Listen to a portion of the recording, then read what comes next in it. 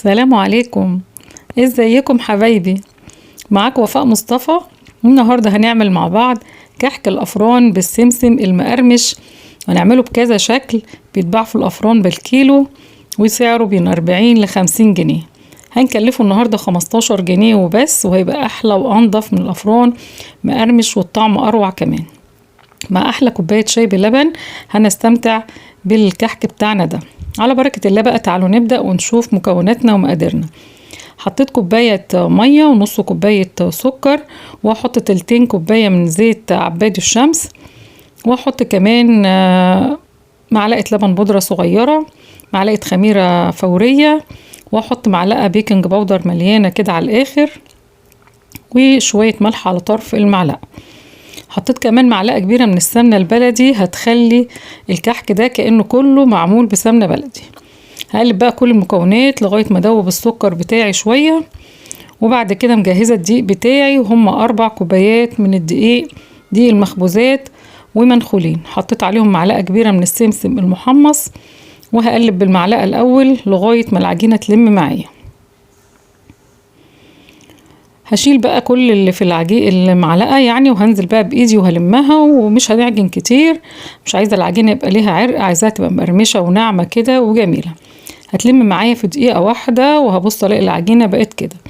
انا عايزاها ناشفة شوية كده عشان يبقى مقرمش معايا وما يبقاش معجن من جوه. بصوا العجينة عايزاها كده بمكوناتنا اللي احنا قلناها، وبنوع الدقيق اللي هو دقيق المخبوزات، دقيق ال5 نجوم. طبعا كان فيها خميرة، هسيبها بقى تخمر شوية بس مش كتير، يعني هي نص ساعة كده. هغطي عليها وادخلها فرن البوتاجاز وهو مطفي لغاية ما تخمر في نص ساعة وبس. يعني عايزاها ترتاح شوية كده، وفي الوقت ده هتكون خمرت كمان شوية زي ما انتوا شايفينها كده اهو، خمرت شوية. والعجينة بتاعتي اهي ما زالت يعني سميكة شوية مش طرية، هو ده اللي انا عايزاه. تعالوا بقى نبدأ نشتغل فيها على طول. والمقدار ده هيعمل لي اكتر من كيلو من الكحك المقرمش ده يا جماعة. بصوا انا خدت حتة كورة كده، يعني حتة عجينة يعني اصغر من عين الجمل كمان، وهجيبها كده على الترابيزة او على الرخامة وهفردها كده. بصوا يا جماعة، نقدر نعملها مدورة بالشكل ده لو لزقناها في بعض، نقدر نعملها حرف اس لو لفيناها كده، ونقدر كمان نسيبها زي ما هي كده بس نرققها شوية من النص كده عشان كلها تبقى يعني سمك واحد، ونسيبها كده زي ما هي. يعني شكلوها بالشكل اللي انتوا عايزينه، المهم بقى غرقوها سمسم. كل السمسم اللي هتاخده معاكم مش كتير، يعني هي نص كوباية سمسم هتقضي المقدار كله.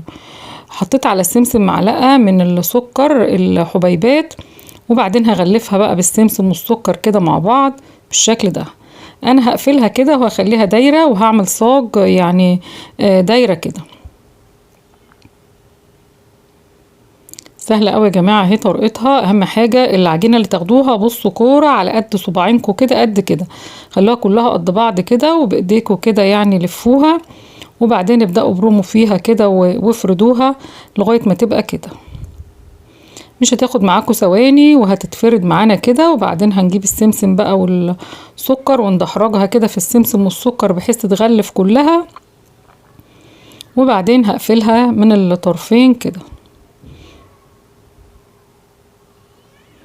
منتهى السهولة اللي في الدنيا. تقدري تعمليها على ايدك برضو من غير الترابيزة، يعني نقدر نعملها بسرعة جدا.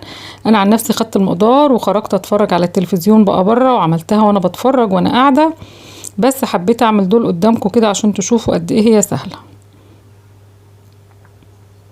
هقفلها الاول المرة دي قبل ما احطها في السمسم، وبعد كده هحطها بقى جوه السمسم نفسه من الوش ومن الظهر. انا عايزاها تتغلف كلها بالسمسم. هجهز بقى صاج وهدهنه بالزيت، وهبدأ ارص فيه الكحك بتاعي ده. السمسم مغلفه من فوق ومن تحت سمسم بسكر، خليكوا فاكرين. وخلصت بقى الصاج الاولاني كله، ده صاج كبير خالص يا جماعة. هعمل قدامكم اخر يعني واحدتين بقى فيه كده. وبصوا انا حطيت السمسم مع السكر في طبق تاني، لاني مش هستخدم الترابيزة خالص، انا هعملها كلها على ايدي. لقيت ان كده اسهل كمان اهو، وانا قاعدة بقى بره بتفرج كده ابدعت.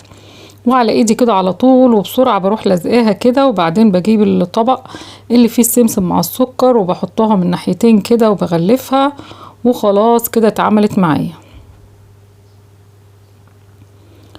هجيب بقى صاج تاني عشان هعمل بيه يعني فيه شكل تاني اللي هو الشكل حرف الاس اللي انتوا شفتوه ده. طبعا هتتعمل بنفس الطريقة، سهلة جدا. وهجيب قطعة عجينة برضو قد يعني اقل من عين الجمل زي ما انتوا شفتوها كده اهي، وبعدين هفردها على ايدي من غير يعني صينية ولا ترابيزة ولا اي حاجة. اهم حاجة خلوها كلها كده يعني سمك واحد من كلها. وهاتوا بقى السمسم بتاعنا اللي عليه سكر ودحرجوها كده في السمسم والسكر لغاية ما كلها تتغلف من اولها لاخرها، ويضغطوا عليها ضغطة تانية كده عشان السمسم يثبت. وبعدين لفوها كده على شكل حرف اس في الصينية، والصينية مدهونة زيت، وهتفضل على الشكل ده ومش هتتغير، يعني شكلها مش هيتغير خالص.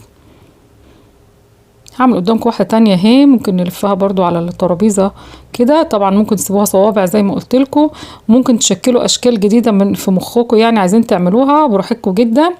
المهم العجينة بتاعتنا مظبوطة والفكرة بتاعتها سهلة جدا.